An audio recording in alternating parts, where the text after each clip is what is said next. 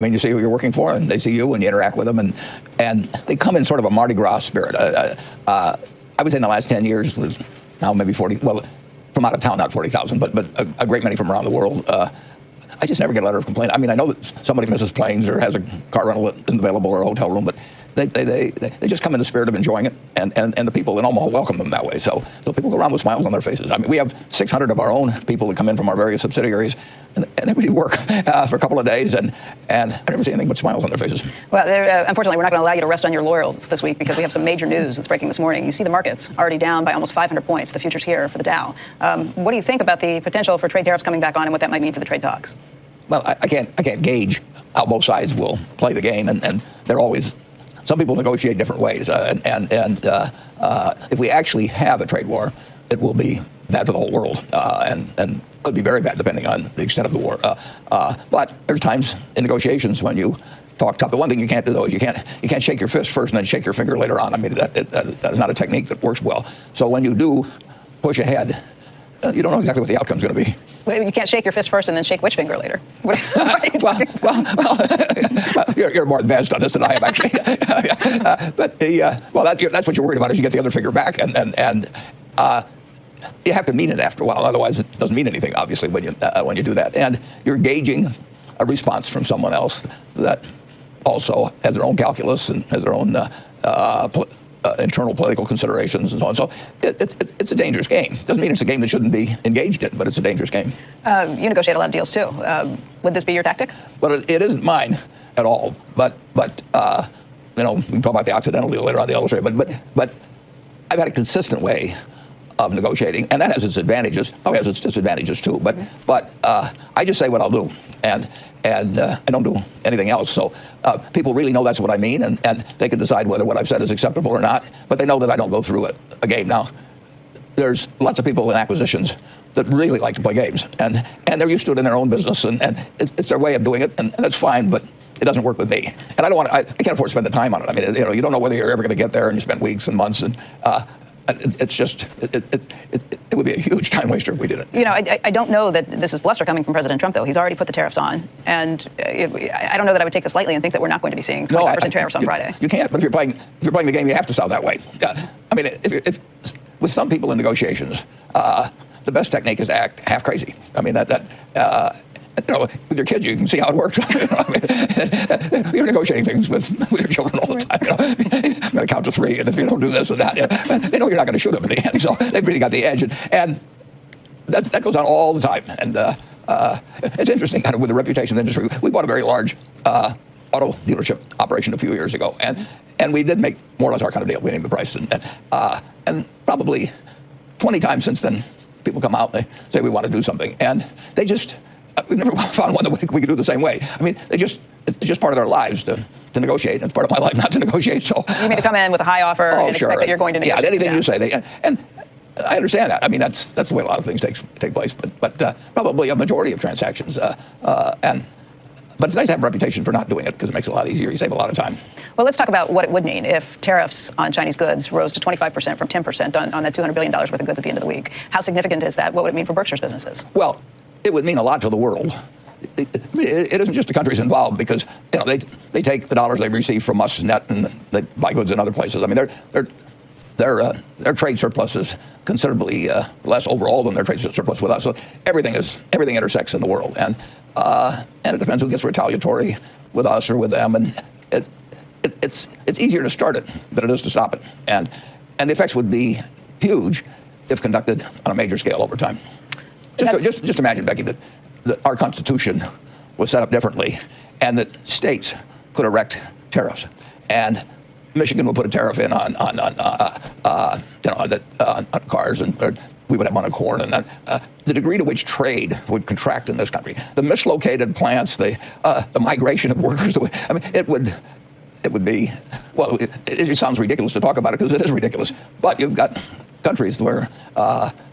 You would have similar effects if you get country after country after country, because you can't just have it between two countries. It will spread. Now, the very fact that it's sort of a nuclear threat is what brings people to the table. So I mean that's the way that many play the game. But you don't want to have too many nuclear threats out there because someday somebody may feel they have to fulfill one. Right.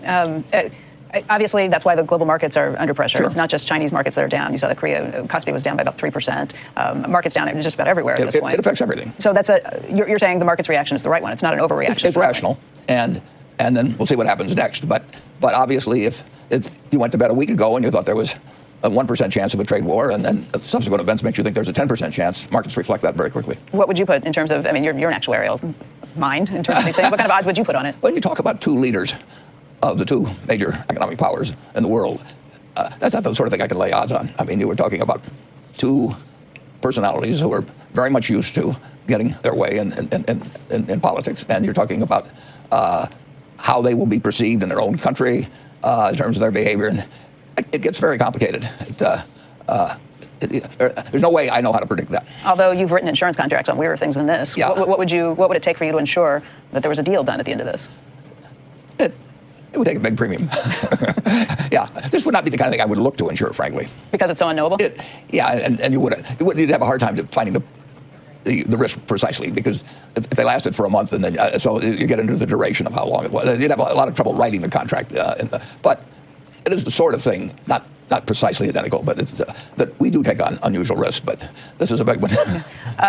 What will it mean for Berkshire businesses specifically? And I just think on Friday we spoke with Jim Weber, who's the head of Brooks Running. They've already relocated and moved a lot of their operations to Vietnam because of this concern. They've been in the process of doing that since these trade talks first Sure. kind of appeared. Well, we've seen it in our rail cargo, intermodal stuff that arrives on the West Coast. I mean, everybody stocks up ahead of time, and it distorts things just thinking about it.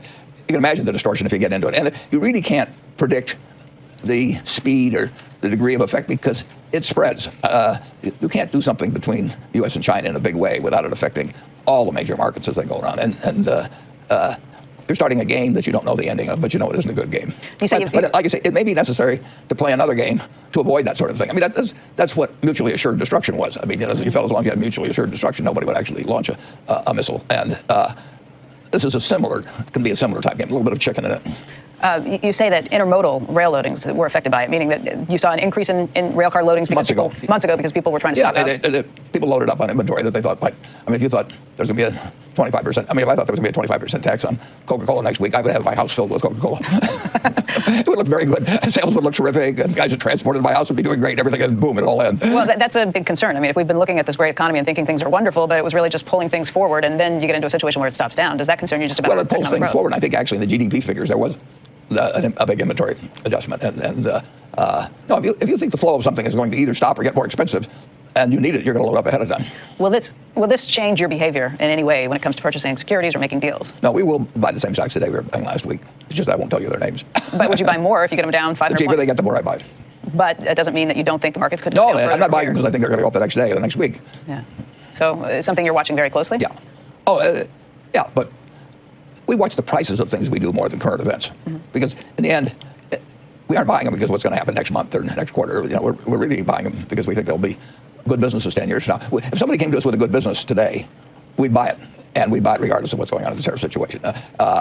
We might have, this won't be the case, but we're more likely perhaps to get something when other people are fearful. And you see that in a big way instantly in a market, in the market for businesses. But it's still there with people's minds. Welcome back, everybody.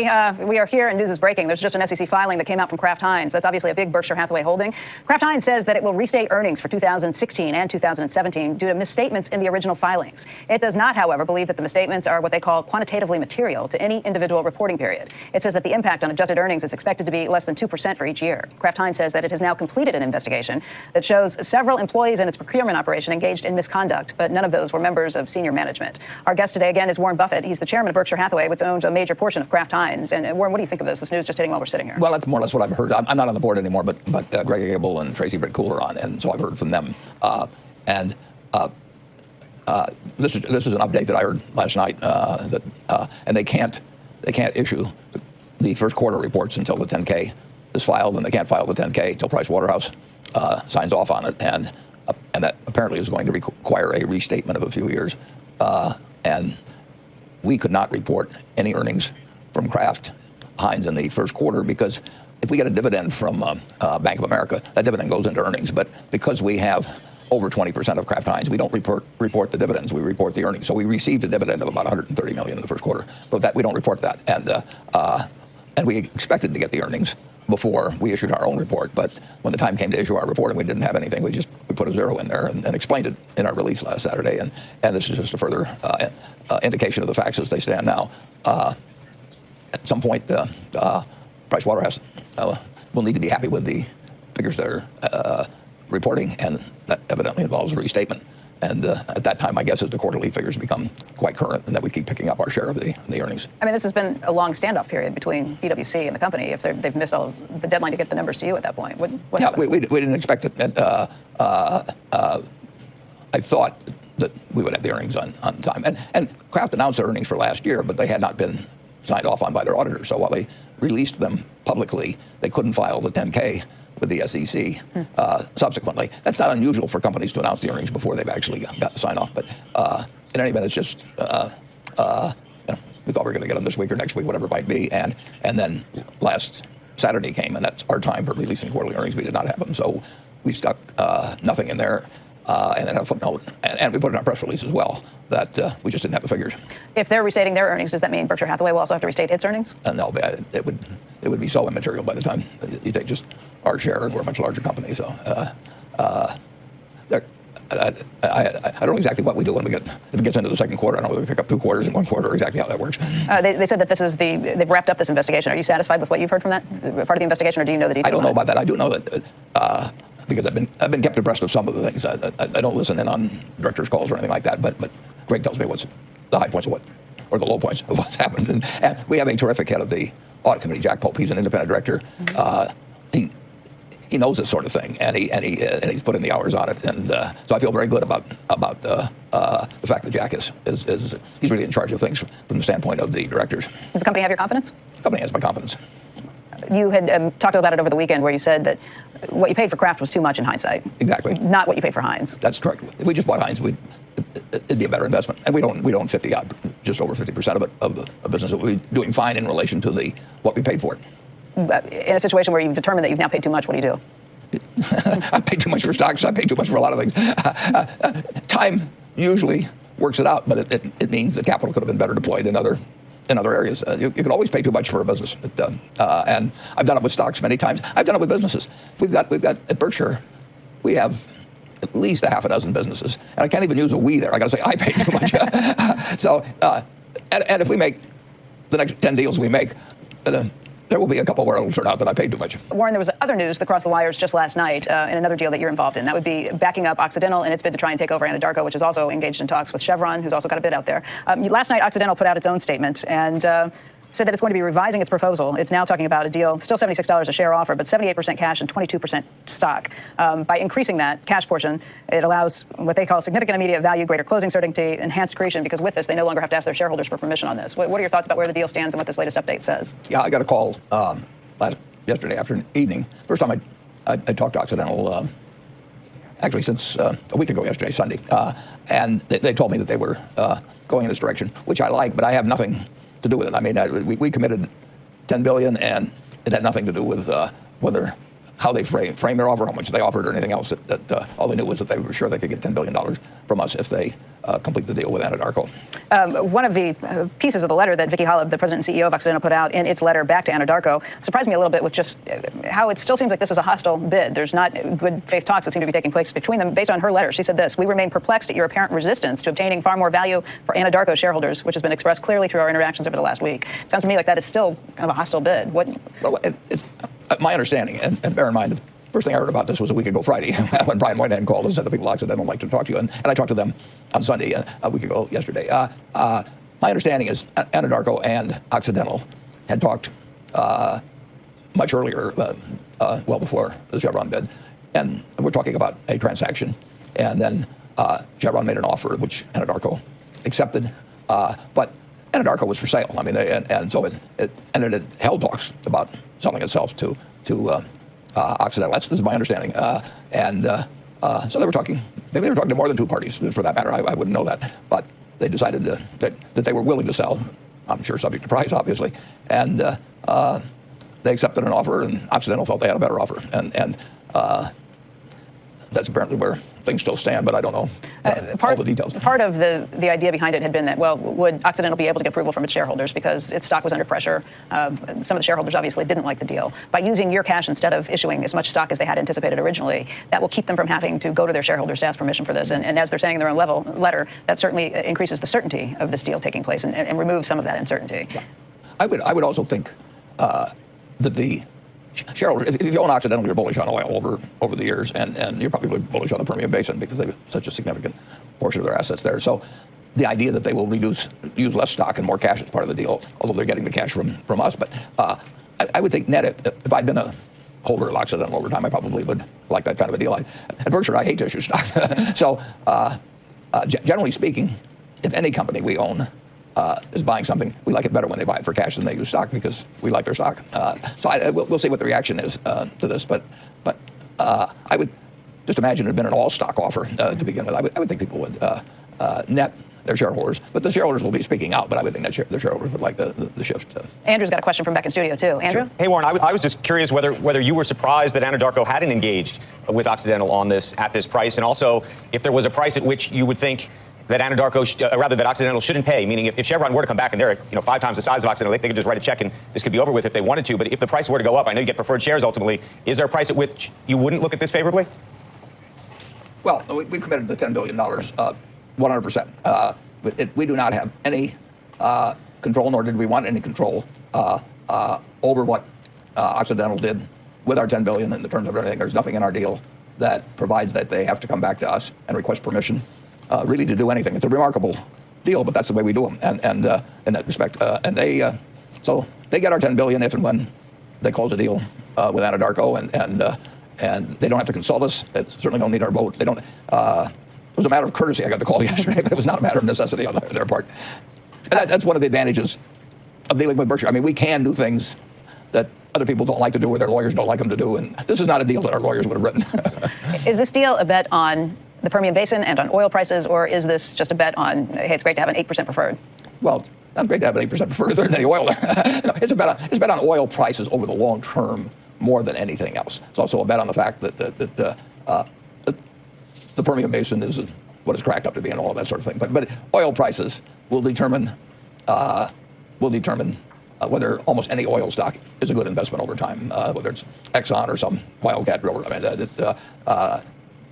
if oil goes way down, you don't solve that by hardly anything. If it goes way up, you make a lot of money. And it's not what it does next week or next month or next year. You're buying reserves that go far out into the future. So you have to have a view on oil over time. And Charlie and I have got some views on that, not too specific because they're not that well informed, but they are. We feel good about doing the financing. Why don't you just buy it yourself? It's only a $35 billion deal, and you've got $110 billion in cash sitting around. Well, that might have happened if Anadarko would come to us, but we wouldn't jump into some other deal that we just heard about through somebody coming to us and seeking financing. We wouldn't. No, we hope people come to us on businesses, but I had no idea that this transaction was going to happen. I mean, a week ago Friday when I got the call from Brian Moynihan, I'd read in the paper about the deal, but I've never had any contact with Anadarko of any sort. David Faber reported last week that you had said you would offer up to $20 billion, double the $10 billion that you did do on this deal. Is that the case? If they needed it. But